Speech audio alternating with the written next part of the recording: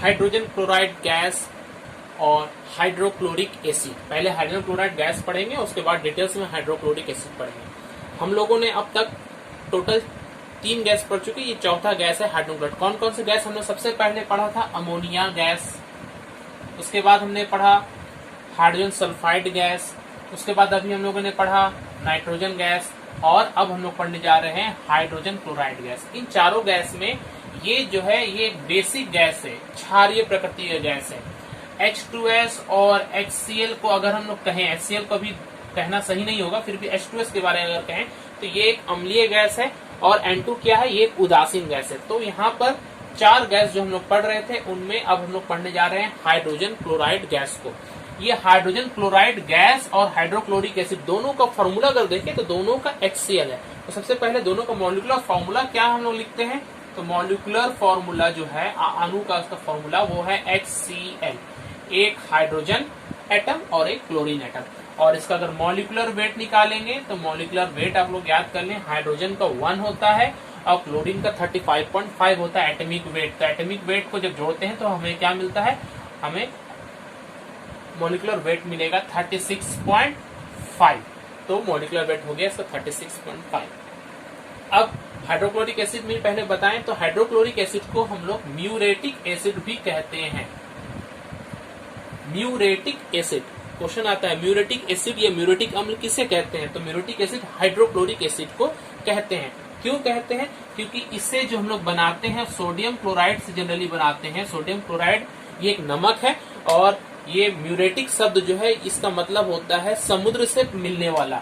समुद्र से जो चीज में मिलता है उसे हम लोग म्यूरेटिक कहते हैं। तो समुद्र से ये लवण मिलता है जिससे कि हम लोग HCl एसिड बनाते हैं, इसीलिए इसे म्यूरेटिक एसिड भी कहा जाता है। ये एसिड जो है ये हमारे पेट में भी पाया जाता है। हमारे क्या, कोई भी ममल्स है, स्तनधारी प्राणी है, जैसे कुत्ता है, बिल्ली है, गाय है, हम लोग हैं, तो सब में ये हाइड्रोक्लोरिक एसिड पाया जाता है।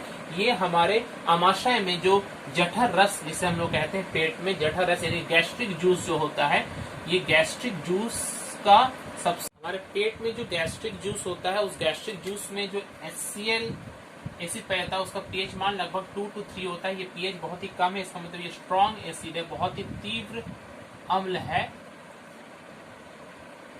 इसका काम क्या है? हमारे पेट में जब भी हम कोई खाना खाते हैं तो उसे सड़ने से ये बचाता है।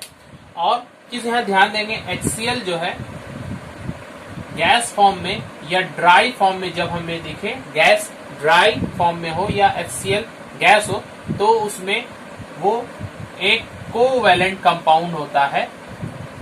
HCl is generally a covalent compound. तो कोवैलेंट कंपाउंड होने के वजह से उसमें कोई भी कंडक्शन ऑफ इलेक्ट्रिसिटी नहीं है, इलेक्ट्रिसिटी वो कंडक्ट नहीं कर पाता, वो बैड कंडक्टर ऑफ इलेक्ट्रिसिटी है, H बॉन्ड Cl। लेकिन यहाँ जो क्लोरीन है ये इलेक्ट्रोनेगेटिव एलिमेंट है, जिसकी वजह से ये हाइड्रोजन से जो इलेक्ट्रॉन जो शेयरिंग हुआ है वो अपनी तरफ उसको खींच लेगा, तो इसमें स्लाइट नेगेटिव चार्ज आ जाता है, और ये इलेक्ट्रॉन उसको दे चुका है, तो इसलिए इसके पास में क्या होता है? प्लस चार्ज हो जाता है। तो ये थोड़ा प्लस और थोड़ा माइनस, इस तरह के जो कोवैलेंट कंपाउंड होते हैं उसे हम लोग कहते हैं पोलर कोवैलेंट कंपाउंड।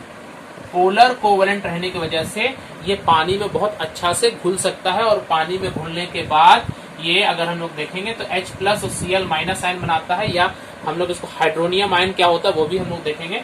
तो ये H प्लस और Cl माइनस आयन बनाने की वजह से ये बहुत अच्छा कंडक्टर ऑफ इलेक्ट्रिसिटी हो जाता है। तो HCl गैस जब हम लोग लेंगे या ड्राई फॉर्म में लेंगे, उसमें जरा से भी पानी की या नमी की मात्रा नहीं होगी, तो वो एक विद्युत का कुचालक होगा।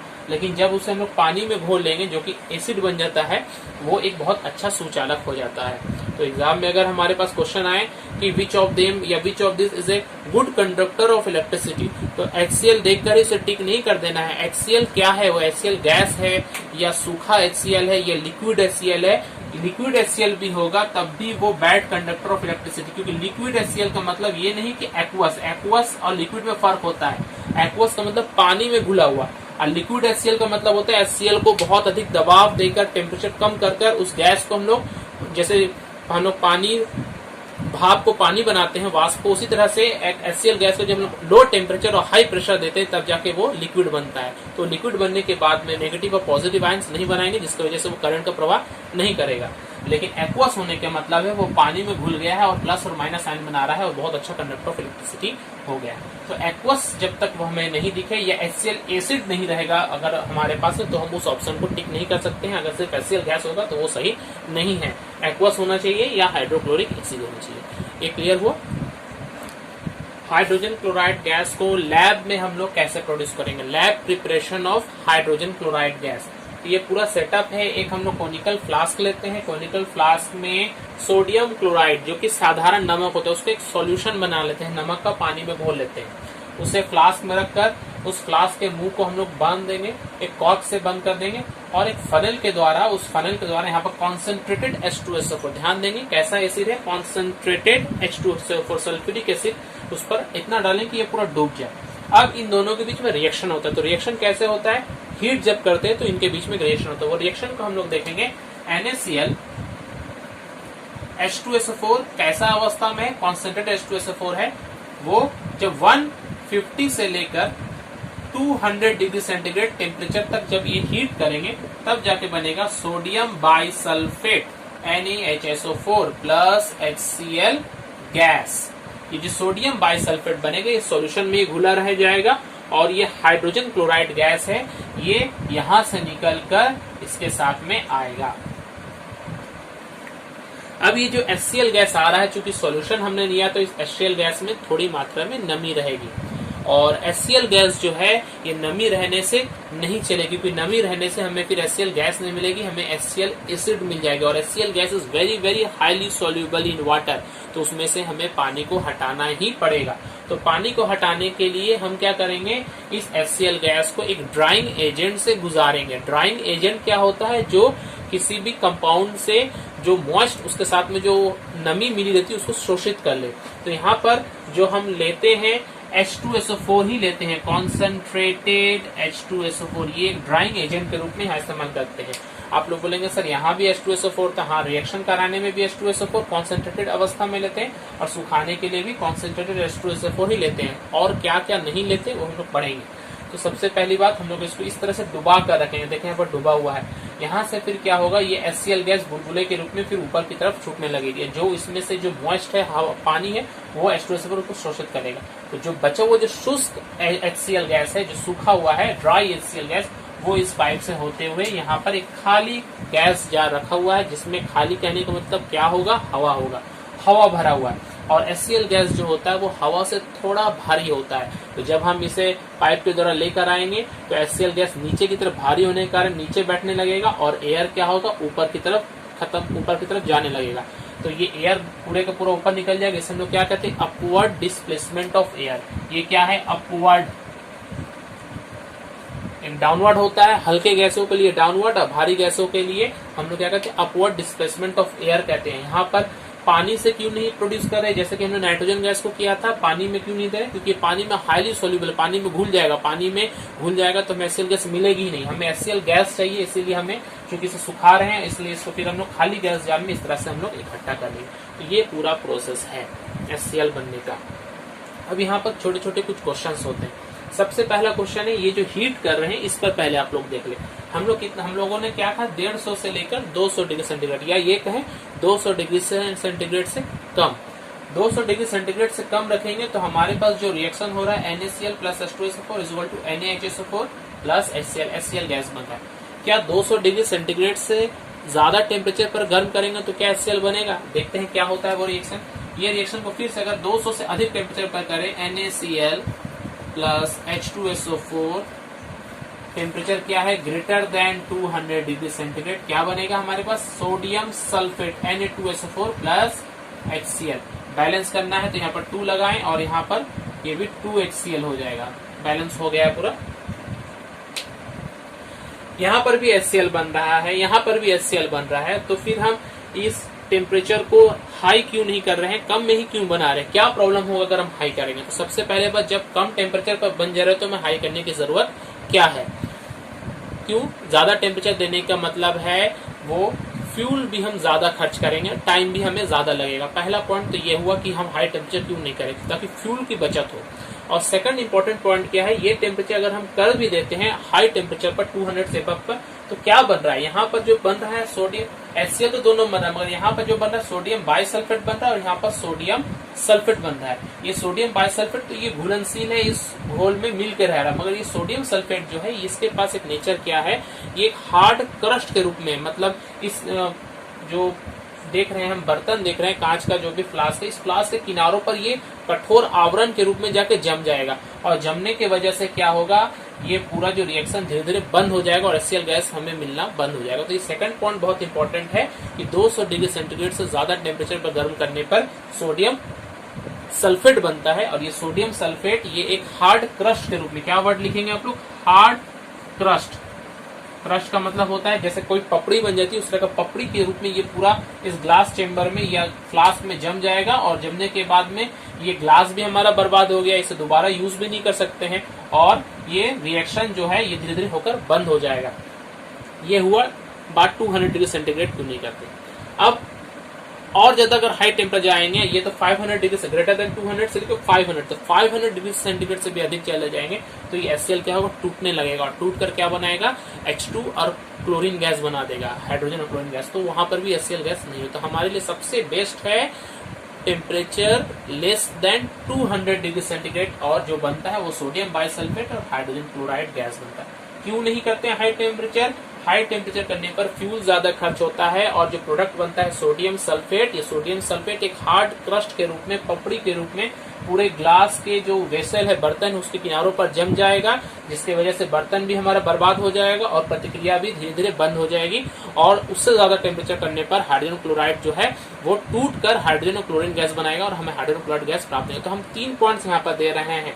ओके, हायर टेम्परेचर में पहला की फ्यूल की बर्बादी है, सेकंड कि सोडियम सल्फेट बन रहा है और थर्ड कि हाइड्रोजन क्लोराइड हायर टेम्परेचर पर टूटकर हाइड्रोजन और क्लोरीन बनाता है। तो ये 3 पॉइंट के रूप में से मिल जाएगा। अब सेकंड क्वेश्चन जो यहाँ पर बनता है, आप लोग यहाँ कॉन्सेंट्रेटेड H2SO4 का यूज कर रहे हैं, अगर हम इसके जगह में कोई दूसरा एसिड जैसे कि HNO3 होता है, कॉन्सेंट्रेटेड HNO3 क्यों नहीं यूज करते हैं।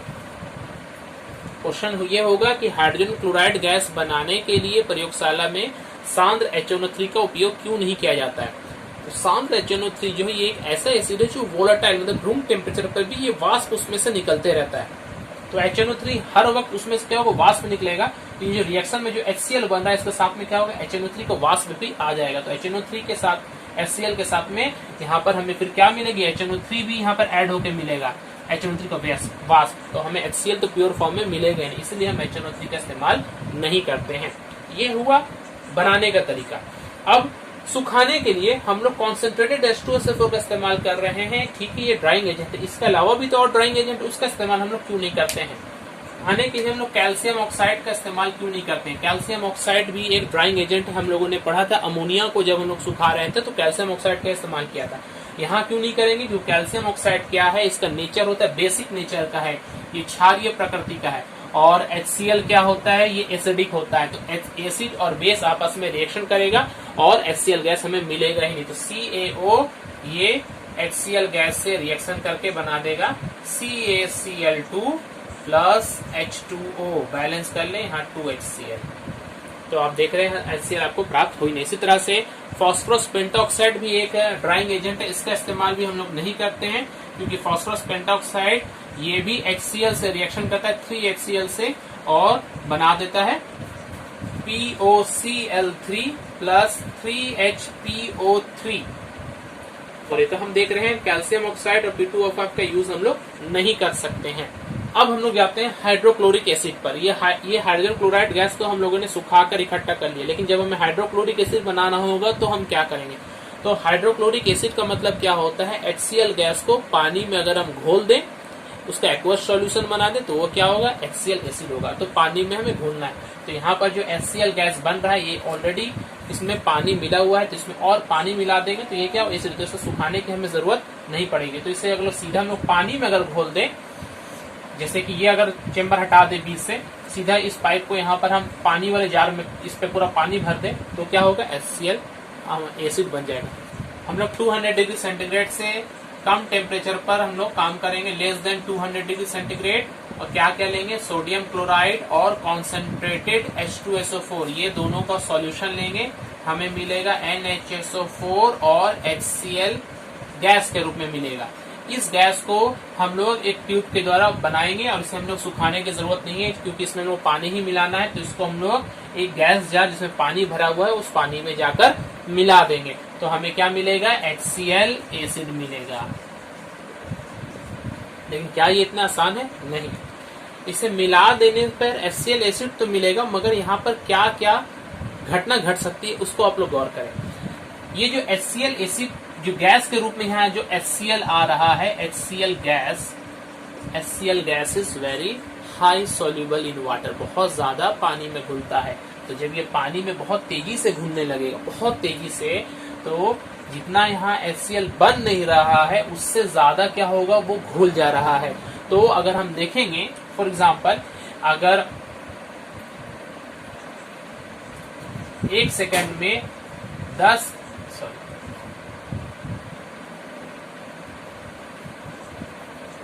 1 लीटर HCl गैस को बनने में अगर 10 सेकंड का टाइम लगता है बनने में, यहाँ पर उस 1 लीटर HCl गैस को घुलने में सिर्फ 1 सेकंड का टाइम लगता है। 1 लीटर को घुलने में 1 सेकंड। तो ये 9 सेकंड तक तो वो खाली बैठा हुआ नहीं रहेगा। वो क्या करेगा? HCl गैस जब उसे बहुत तेजी से घुलने लगेगा, क्या कह रहे हैं? रेट ऑफ जो डिसॉल्विंग पावर का है, रेट ऑफ डिसोल्यूशन, घुलने की क्षमता बनने की क्षमता से बहुत ज्यादा है। तो ज्यादा परिमाण में घुलने लगेगा तो घुलते घुलते ये क्या होगा? ये पूरा का पूरा जब HCl गैस को अपने में टान कर ये HCl एसिड बना लेगा तो इस जगह में वैक्यूम बन जाएगा। क्या बनेगा? वैक्यूम, खाली स्थान बन जाएगा। अब वैक्यूम बनने के बाद यहाँ पर प्रेशर कम हो गया, मगर यहाँ पर तो हवा का प्रेशर तो जैसे का तैसा है। तो ये हवा क्या करेगा? इस लिक्विड को, जहाँ HCl गैस बना हो, इस लिक्विड को दबाएगा और ये ऊपर की तरफ चढ़ने लगेगा, जिससे हम लोग कहते हैं बैक सक्शन। इस वर्ड को याद रखेंगे, बैक सक्शन, दोबारा सक्शन करना। सक्शन का मतलब होता है खींचना। तो ये पाइप जो है, ये HCl गैस जो यहाँ पर घुल रहा था उसे वापस खींचने लगे, चूंकि यहाँ खाली हो गया, और ये खींचकर ये वापस क्या होगा? यहाँ पर इस सॉल्यूशन में आकर ये HCl गैस, यहाँ वाटर जो भी यहाँ पर हमने रखा, वाटर रखा है, तो ये वाटर इस पूरे सॉल्यूशन में आकर मिलने लगेगा। तो हमें HCl एसिड तो बनेगी नहीं। और एक प्रॉब्लम क्या है? ये यहाँ वाटर है, वाटर कहाँ आकर मिल रहा है? इस सॉल्यूशन। सॉल्यूशन में क्या है? कॉन्सेंट्रेटेड H2SO4 है। ये कॉन्सेंट्रेटेड H2SO4 में जब पानी मिलता है तो बहुत ज्यादा हीट उत्पन्न होता है और बहुत ही वायलेंट रिएक्शन होता है। तो ये पूरा विस्फोट होगा और ये फटने की संभावना रहेगी। तो ये क्रिया से हमें बचना पड़ेगा। हमें किससे बचना पड़ेगा? बैक सक्शन से बचना पड़ेगा। फिर से बताएं, बैक सक्शन क्या है? ये जो HCl गैस हम यहाँ पानी में डाल रहे हैं, ये HCl गैस घुलने की क्षमता बहुत ज्यादा है।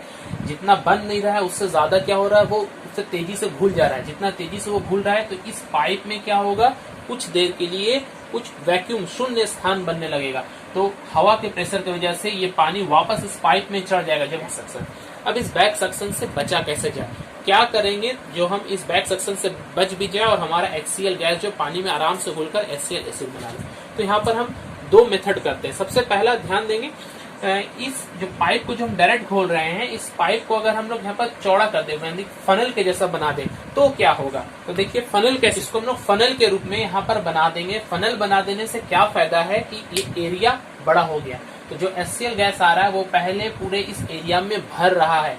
ये पूरा एरिया में पहले HCl गैस बनेगा, उसके बाद ये घुलेगा। और ये जो हम लोगों ने ये फ्लास्क बना, इन्वर्टेड फनल इसे कहते हैं। ये जो फनल हम लोगों ने दी, ये ठीक इस वाटर का लेवल पर है, मतलब जस्ट सटा हुआ है, उसे डूबा हुआ भी नहीं है, ऊपर भी जस्ट मिला हुआ है। तो यहाँ पर जो HCl गैस बन रहा है, उसके बाद इस पर इकट्ठा हो रहा है। इकट्ठा होने के बाद यहाँ पर वो पानी से मिल रहा है। तो पानी से मिल रहा है, जितने टाइम में वो यहाँ इकट्ठा हो रहा है, इस पाइप में फिर से HCl गैस आ जा रही है। तो ये जो मेरा प्रॉब्लम था कि HCl गैस बहुत तेजी से घुल जा रहा था और पाइप से पहले HCl गैस नहीं आ रहा था, तो ये सॉल्व हो जाएगा। क्योंकि जितना देर में यहाँ पर इकट्ठा हो उतने देर में HCl गैस यहाँ पर आते रहेगा और ये फिर उसके बाद घुलते रहेगा। क्या होगा? यहाँ पर पहले जब पूरा HCl गैस इस पानी में घुलने लगेगा, तो घुलने के बाद में यहाँ थोड़ी देर के लिए क्या होगा? थोड़ा सा वैक्यूम की सृष्टि होगी। तो वैक्यूम का सृष्टि हो गया तो यहाँ से एयर प्रेशर क्या करेगा? इसको ऊपर में धक्का मारेगा और ये पाइप जो है, ये जो फनल है, ये थोड़ा ऊपर उठ जाएगा। ऊपर उठ जाने के कारण ये क्या होगा? ऊपर उठ गया और पानी का लेयर क्या है? चूंकि प्रेशर पड़ा तो पानी नीचे चल गया, ये पाइप जो फनल था ऊपर हो, दोनों के बीच में गैप हो गया। तो अब घुलना क्या होगा? बंद हो जाएगा। मगर क्योंकि उसमें पहले से पानी ऊपर चढ़ गया था इसके अंदर में, तो वेट के कारण फिर वो नीचे गिर जाएगा। तो ये पानी जो यहाँ पर चढ़ गया, ये इस जगह पे आ ही नहीं पाएगा। तो ये पानी में अप डाउन ऐसे मूव करते ही रहेगा। तो ये है इन्वर्टेड फनल अरेंजमेंट। इसको और एक तरीके से हम लोग इसमें सेफ्टी ला सकते हैं। इस पाइप को डायरेक्टली यहाँ न डालकर इसको हम लोग एक पहले खाली गैस जार से होकर लेके जाते हैं, खाली गैस जार में पहले पाइप को देंगे और उसके बाद फिर यहाँ से एक और पाइप निकालेंगे। इसमें क्या होगा, इसमें इस पाइप में जाने से पहले वो जो HCl गैस बन रहा है वो पहले इस खाली गैस जार में इकट्ठा होगा, पहले पूरा इसमें भर जाएगा, उसके बाद फिर इसमें जाएगा। तो यहाँ पर जो वैक्यूम की जो सृष्टि हो रही थी, ये वैक्यूम की सृष्टि नहीं होगी और ये कंटिन्यूअस यहाँ से HCl गैस सप्लाई होते रहेगा और ये जो बैक सक्शन की जो क्रिया है इससे हम लोग बच सकते हैं। तो हम लोगों ने पढ़ा कि हाइड्रोक्लोरिक एसिड को बनाने के लिए हम लोग क्या अरेंजमेंट कर रहे हैं, HCl गैस बना रहे हैं, उस HCl गैस को खाली गैस जार से गुजार रहे हैं और उसके बाद उसके इन्वर्टेड फनल, इसको क्या कहते हैं, इन्वर्टेड फनल, फनल को कुप्पी को हम लोग उल्टा करके ऐसा रख रहे हैं। क्यों रख रहे हैं, ताकि ये एरिया ऑफ कांटेक्ट जो है ये बढ़ जाए। एरिया ऑफ कांटेक्ट बढ़ जाने से क्या होगा, HCl जो है घुलने की क्षमता वो थोड़ा देर लगेगी HCl को घुलने में, जब तक यहाँ से HCl गैस बनकर उसके पास पहुंच जाएगा। Chemical properties of hydrochloric acid. Hydrochloric acid चूंकि ये एक एसिड है, ये कोई भी मेटल के साथ में जब भी रिएक्शन करता है, जो मेटल हाइड्रोजन से ऊपर है, तो मेटल के साथ में जब भी कोई भी एसिड रिएक्शन करता है तो वो क्या बनाता है, सॉल्ट बनाता है और हाइड्रोजन गैस प्रोड्यूस करता है। तो यहाँ पर अगर हम मेटल हाइड्रोजन से ऊपर कोई भी मेटल है, जैसे कि जस्ता ले रहे हैं, जड़न ले रहे हैं, वो HCl हाइड्रोक्लोरिक के साथ में रिएक्शन करके जिंक क्लोराइड एक सॉल्ट बनाएगा और हाइड्रोजन गैस बाहर निकलेगा। इस तरह से जिंक की जगह में अगर हम मैग्नीशियम रखेंगे तो मैग्नीशियम के साथ भी वही रिएक्शन है, magnesium chloride MgCl2 plus hydrogen gas. Copper रखेंगे, कॉपर नहीं होगा, कॉपर के साथ में HCl रिएक्शन करके हाइड्रोजन गैस नहीं प्रोड्यूस करता है, क्योंकि कॉपर जो वो हाइड्रोजन से नीचे है इलेक्ट्रोनेगेटिविटी सीरीज में। तो यहाँ पर जो हम देख रहे हैं, जो भी मेटल्स हाइड्रोजन से ऊपर है सीरीज में, वही हाइड्रोजन गैस प्रोड्यूस कर पाएंगे। अब कोई भी कार्बोनेट है, मेटल कार्बोनेट जनरली, जैसे सोडियम कार्बोनेट, तो जब भी कोई कार्बोनेट HCl के साथ में या किसी भी एसिड के साथ में रिएक्शन करता है तो क्या बनाता है, सॉल्ट बनाता है, वाटर बनाता है, प्लस कार्बन डाइऑक्साइड गैस बनाता है। Salt, water and carbon dioxide. तो यहाँ पर एक कार्बोनेट ले लेते हैं, सोडियम कार्बोनेट Na2CO3, ये HCl के साथ में रिएक्शन कर रहा है, सॉल्ट बनेगा क्या, सोडियम क्लोराइड NaCl, वाटर और क्या बनेगा, CO2। अब कार्बोनेट ले या बाइकार्बोनेट ले, दोनों के लिए यही रिएक्शन है। बैलेंस करके आप लोग देखेंगे, Na2 है तो यहाँ पर 2 लगाएंगे और क्लोरीन यहाँ पर 2 हो गया तो यहाँ 2 लगाएंगे। बाकी देखिए सब बैलेंस है, हाइड्रोजन 2 है और CO3 यहाँ भी O टोटल 3 हो गया। तो ये पूरा बैलेंस हो गया, कार्बन डाइऑक्साइड गैस के रूप में बाहर निकलेगा। जब भी कोई कार्बोनेट किसी एसिड से रिएक्शन करता है, जनरल है, तो सॉल्ट, वाटर और क्या बनाएगा, कार्बन डाइऑक्साइड बनेगा। इसी तरह से कोई ऑक्साइड जब कोई रिएक्शन करेगा, तो कोई भी मेटलिक ऑक्साइड खास करके जैसे कि मैंगनीज डाइऑक्साइड HCl से रिएक्शन करेगा, तो ये मैंगनीज डाइऑक्साइड एक स्ट्रॉन्ग ऑक्सीडाइजिंग एजेंट होता है। ये इस हाइड्रोक्लोरिक एसिड को क्लोरीन गैस बनाएगा, उसको तोड़ देगा, बनेगा MnCl2 plus water plus chlorine gas.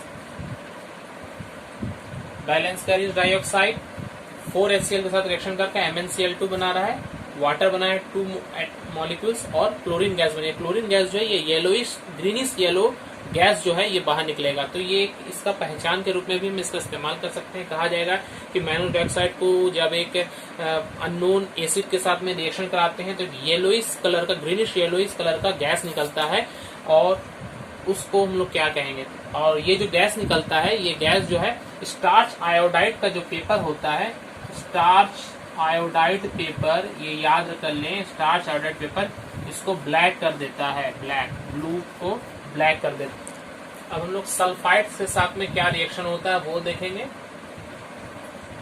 Sulphides, जब भी कोई मेटल सल्फाइड जैसे आयरन सल्फाइड, मैग्नीशियम सल्फाइड, जब भी कोई आयरन मेटल सल्फाइड HCl से रिएक्शन करता है तो H जो सॉल्ट बनेगा, मेटल का जो सॉल्ट हो क्लोराइड सॉल्ट बनेगा और साथ ही साथ H2S गैस बनेगा, हाइड्रोजन सल्फाइड गैस बनेगा।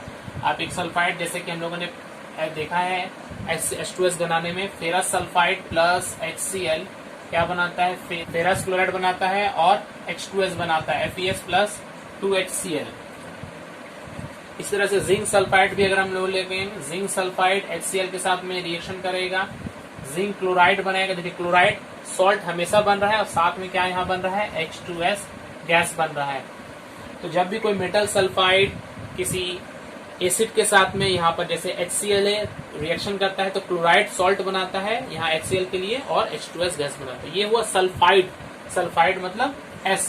अगर सल्फाइड हो तो क्या बनेगा, सल्फाइड। ध्यान देंगे, सल्फेट नहीं करे, सल्फाइड। सल्फाइड किसे कहते हैं, SO3 ग्रुप जो होता है 2- SO3 ग्रुप वो सल्फाइड होता है। जब भी कोई सल्फाइड HCl के साथ में रिएक्शन करे तो याद रखेंगे सॉल्ट तो बनेगा ही, सॉल्ट के साथ साथ में वाटर बनेगा, वाटर के साथ में और क्या बनता है, सॉल्ट, वाटर प्लस बहुत इंपॉर्टेंट है सल्फर डाइऑक्साइड बनेगा।